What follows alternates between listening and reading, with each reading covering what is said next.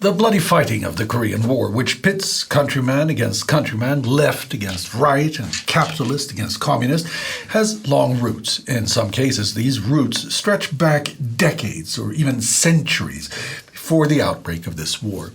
The atrocities we see on a day-to-day basis are echoes of bloody events through Korea's history. Nowhere is this clearer than on Jeju Island, where full-scale war kicked off all the way back in 1948.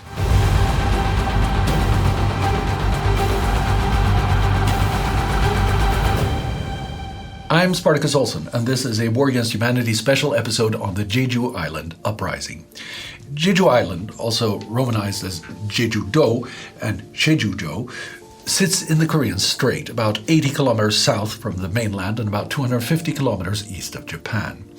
The largest of Korea's many islands, it was born from the eruption of the volcano Halasan, which dominates the island, rising almost 2,000 meters above sea level. Until 938 AD, Jeju was an independent kingdom known as Tamna, which means island country. It then became a vassal state of the Korean Goryeo dynasty, and it was finally fully absorbed during the Yi dynasty by the Emperor Taizong in 1404. Even after this, the central government exerted only limited control over the island, but Jeju did not fare well under external domination and remained an isolated and impoverished backwater. Mismanagement repeatedly led to uprisings by the local population. A corrupt or incompetent local magistrate would exploit and tax the islanders until they approached a breaking point. They would then rebel to remove the official who had provoked their wrath. As soon as this limited goal was accomplished, the rebellion quickly ran out of momentum. The government would punish the leaders of the uprising, remove the offending administrator, and accede to the limited demands of the islanders. The uprising of 1948 starts off much the same way, but then becomes something far greater. Now, during the Japanese colonial era, Jeju Islanders were encouraged by the Japanese to think of themselves as different, apart from the mainland Koreans. The Japanese tried to improve conditions somewhat, but conditions remained difficult and communist ideas arrived on the island in the 1920s. The Japanese soon cracked down on the party, although they could never eliminate its ideology completely. With rising tensions and continued poverty, passport-free travels to Japan saw many seek better prospects elsewhere. By 1940, 150,000 Jeju Islanders, half of the population, were working in Japan, Manchuria, or mainland Korea. Then came the Second World War, and Jeju became a major military center with almost 250,000 Japanese troops. Towards the end of the war, the island was heavily fortified for a final showdown with the Allied forces that never came. But the labyrinth of defenses around Halasan would see a second life during the uprising of 1948. After the Japanese surrender, American troops arrive on September 28, 1945. It is here that the seeds for a 1948 rebellion are sown. In the weeks following the American occupation, Jeju's population nearly doubles to about 300,000 when islanders return from their immigration. But the U.S. has not yet taken full control of governance, and the power vacuum is filled by the Jeju People's Committee. Indy covered the formation of such autonomous local councils in his background series. On Jeju, as in many parts of Korea, it is the leftists who emerge as the dominant political force. When the U.S. Army 59th Military Government Company arrives in November, they see the only way to govern the island as supporting the People's Committee. At first, things are smooth sailing. The committee moderates its anti-American sentiments, and the Americans agree to make it its own separate province. But when the leftists start to squeeze out moderate elements, things sour. By February 46, the committee is dominated by the local chapter of the Korean Communist Party, although their domination is in part hidden by carrying it out through proxy organizations like labor unions, women's groups, and guilds for teachers, fishermen, and farmers. Things continue to sour as tensions heat up in Korea. By May 1946, it is clear that the joint American-Soviet Commission tasked with plotting the future of Korea is doomed to failure, and unified Korea is a long, long way away. In the north, Kim Il-sung begins nationalizing industry and land, strengthening his defenses along the 38th parallel and restricting movement across the border. In the south, General Hodge effectively declares war on the Korean Communist Party and arrests communist executives in May. On September 6th, the Americans close down the leading leftist newspapers and the following day issue an arrest warrant for South Korean Communist leader Park Hoon-young, who soon flees to the north. It's not long before the communists are leading the way in the Korean general strike of September 46 and the Daegu uprising of October. In the end, the Daegu uprising is brutally suppressed by U.S. troops, South Korean police, and right-wing militias, who kill hundreds in the process. These national trends are condensed, intensified, and mixed with local tensions on Jeju. Here, the American-appointed governor forces the People's Committee out of office, but the communists now seize on general discontent felt by the islanders. Poor economic conditions fanned this smoldering resentment on the island. The disruption of established trade patterns, the closing of military bases, the massive repatriation of islanders from overseas, and the loss of their remittances all strained the fragile economy of Jeju-do. Raw materials produced in the north, moreover, were no longer available. Night fishing, for example, had to be severely curtailed because of an acute shortage of carbon for use in fishing lamps. The output of a distillery and power plant, which purchased much of the sweet potato crop and generated electricity for Jeju City, was greatly reduced by shortages of coal. Agriculture production also fell since fertilizer formerly supplied from northern chemical plants was no longer available. Violence is not far away, and the memory of another struggle against foreign domination will inspire Jeju Island to revolt once again. On March 1st, 1947, there are demonstrations commemorating the 1919 Samil movement, the March 1st movement, that proclaimed a declaration of independence against Japan and saw 2 million Koreans turn out in non-violent demonstrations. The Japanese authorities brutally suppressed the demonstration and executed some 7,500 people. Now, the communists invoke these events to push for independence once more. By this point, the Korean Communist Party, the People's Party of Korea, and the new People's Party of Korea have merged into a single entity, the Workers' Party of Korea. The Workers' Party slogan for March 1st called for the resumption of the Soviet-American Commission, the eradication of former Japanese collaborators, the freeing of communist leaders, and the cancellation of the arrest warrant for Park Hoon-young. On the day, there are huge protests against the South Korean interim government under Syngman Rhee. A crowd of 20,000 people soon assemble and parade through Gwangdeok-gyeong Square in Jeju City, joined by government employees who walk out on strike. Things escalate when the bulk of the parade has left the square. At some point, officers in a local police station fire their rifles into the crowd, killing 6, including a 15-year-old student and a young woman holding her child. Another 6 are wounded. A South Korean government inquest in 2003 will report that the shooting on that day was out of proportion and against the purposes of breaking up the crowd. Among the victims, a few collapsed in the middle of the square. Most of the victims fell on the street in front of Siksan Bank or at the corner of the alley to the provincial hospital, both of which were a considerable distance from the police station. Examination of the victims conducted at the provincial hospital revealed that all the victims were shot in the back, except one. 5 more people are killed on March 8th when police shoot into a crowd calling for the release of 2 leading communists from prison. In response, the Workers' Party calls a general strike on Jeju the following day. They demand that the police forces reformed, the shooters executed, and all former Japanese collaborators purged. None of these demands are met. Instead, the U.S. military government and the Korean police crack down harder. The Korean National Police sends 400 officers from the mainland to the island, with orders to wipe out the brewing rebellion. These mainlanders have no sympathy for the islanders, and their arrival caused some 330 local police to walk out in protest and join the opposition. The police then draft in extreme right-wing youths from Northwest Youth Association. Many of them are anti-communist refugees from the north who have a score to settle with what they call the Red Island. And not only are the new arrivals vindictive, but they're also underpaid. Police salaries were notoriously low and had to be supplemented by various forms of graft. The Northwest Youth Association members received no regular salary and had to live entirely off the land. The unsettled state of public order on Jeju-do, needless to say, provided both groups with ample opportunities for shakedowns, blackmail, protection rackets, and similar gangster-like activities.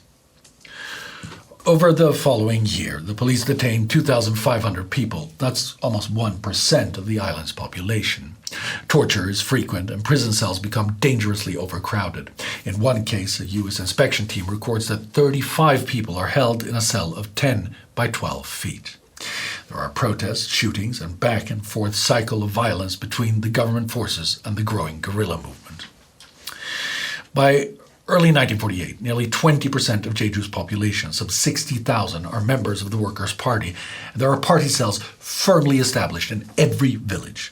There's also an underground military group called the People's Liberation Army, headed by Kim Dal-sam, who counts thousands of members in cells across the island. Beyond this active involvement, the American and South Korean authorities reckon that the communists can count on the support of nearly 80% of the population. The spark that ignites the tinderbox comes with the announcement that there will be elections for a Korean Constitutional Assembly in May 1948. See, as Indy covered, with the failure of the American-Soviet Joint Commission, a frustrated United States basically decides to hand the problem of Korea over to the United Nations. In November 1947, the Security Council agrees to a U.S. resolution for the establishment of a UN Temporary Committee on Korea, UNTCOC. The resolution calls for elections to a constitutional assembly to take place in North and South Korea, the establishment of a democratic government supervised by the UN, and the withdrawal of all foreign forces from both halves of Korea. The problem is that the Soviet Union boycotts the UN vote and refuses to allow access to North Korea. Faced with this, the UN committee proposes to simply go ahead with elections in South Korea only. Election day is scheduled for May 10th, 48, and faced with the likely prospect of a right-wing American-backed government setting up a state in South Korea, the communists begin a campaign of military and political resistance. Pak Hun-yong calls for a nationwide general strike which lasts 3 days from February 7th to February 10th. The strike is accompanied by extensive militant communist activity. On Jeju, the communists shoot and beat policemen, while the police responds with arrests and more torture. By March, the communists have decided on a full-scale uprising to begin on April 3rd, 1948. The attack begins at around 2 a.m., when the communists light signal fires on the slopes of Mount Hala. At dawn, about 350 armed fighters simultaneously attack about a dozen police stations in Jeju City and elsewhere across the island. They kill police officers, members of the right-wing militia, and in some cases their families, although they leave the American military government troops alone. In the process, they steal weapons and ammunition from the armories before burning down the police stations and fleeing back to the safety of their fortifications on the mountain. In the aftermath, the South Koreans reinforced with 1,700 police officers and 800 troops of the ROK Constabulary, a sort of reserve force established by the U.S. as a forerunner to the regular ROK army. These two forces do not see eye to eye. The police view the constabulary as a hotbed of leftist infiltration, while the constabulary see the police as a haven for Japanese collaborators. Neither side is entirely wrong. Many of the constabulary men are also sympathetic to the islanders.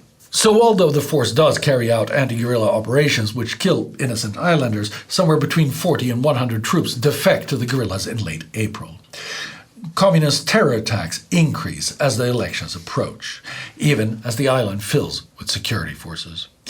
At this point, to be an election official on Jeju Island is dangerous business. Voting lists and ballot boxes were burned in guerrilla raids on government offices. Half of the election officials on the island resigned their posts, were kidnapped, or simply failed to show up to open polls. The guerrillas cut telephone lines, destroyed bridges, and blocked roads with piles of stones to disrupt communications. The guerrillas, as well as the government forces, were often indiscriminate in their use of violence. Stories were told of raided villages where there were found the bodies of hanged women, or women and children run through with spears. Tales of villages utterly wiped out kept coming in. Numbers of rightists and police were kidnapped, then hanged or beheaded. The campaign is very effective, and the elections on Jeju are a failure.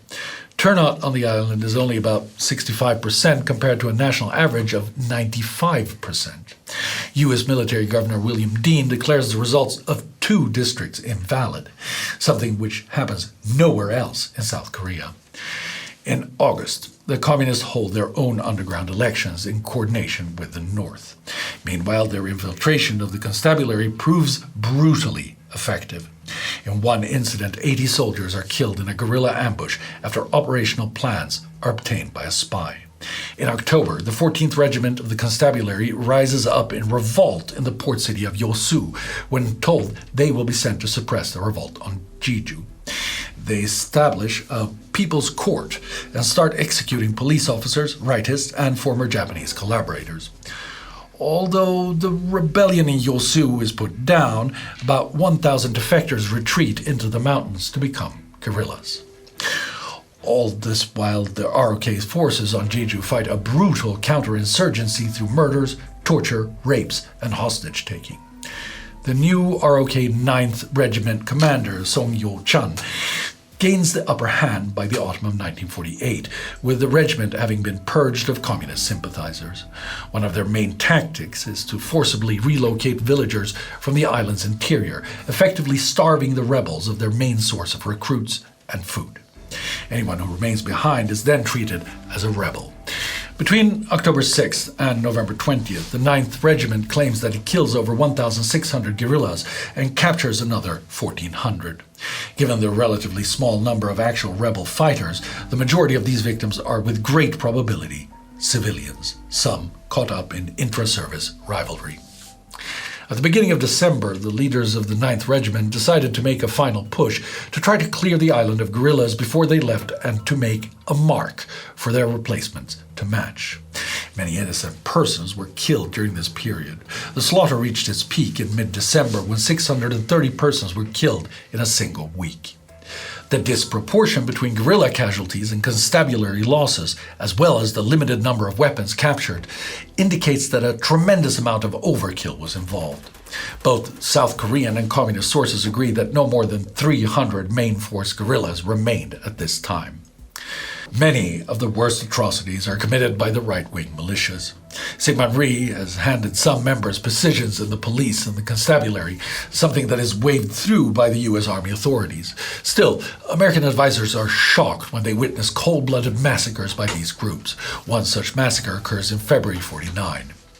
The advisors stumbled across a mass execution of 76 villagers by right-wing youth group members with bamboo spears, supervised by Korean police.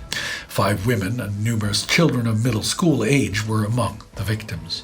The supervisor reported that they were unable to halt the massacre, which was already half completed when they arrived on the scene.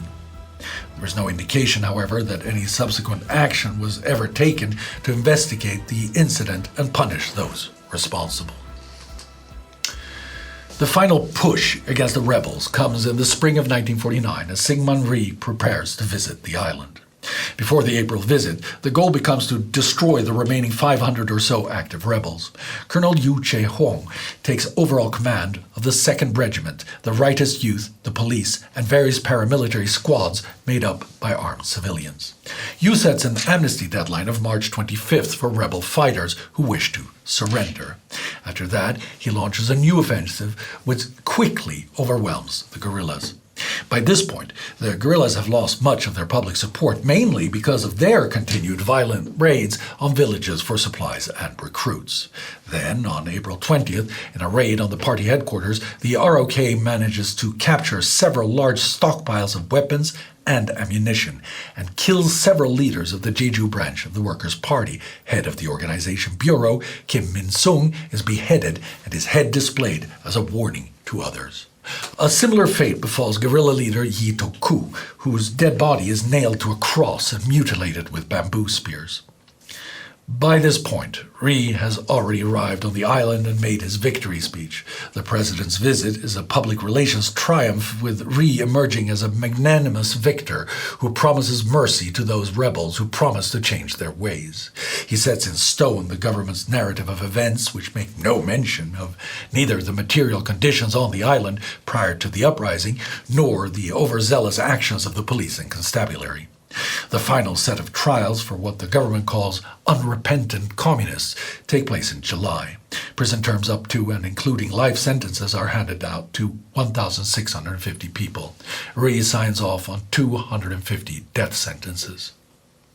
The government has declared victory, but it has inflicted a huge death toll on Jeju. In total, some 25,000 to 30,000 people are killed between April 1948 and the end of 1949. Close to 10% of the island's population. Of these victims, over 80% are killed by South Korean forces. On top of this, somewhere in the region of 20,000 households are left homeless. Sporadic fighting will continue on Jeju for years to come, and parts of the island will become a no-go zone for the government after the Korean War proper breaks out in 1950. There are some historians who speak of this fighting on Jeju from 1948 to the end of 1949 as the first battle of the Korean War. Whether or not that's the case, it sets the pattern for so many of the atrocities that are to come, with the South Korean government using indiscriminate force to eliminate those it considers communists, communist sympathizers, or simply unlucky enough to be in the firing line. On the other side, the communist political extremists murder and exploit the very people they claim to be liberating. You can be sure that we will continue to cover the atrocities by all actors in this war on this channel. Never forget.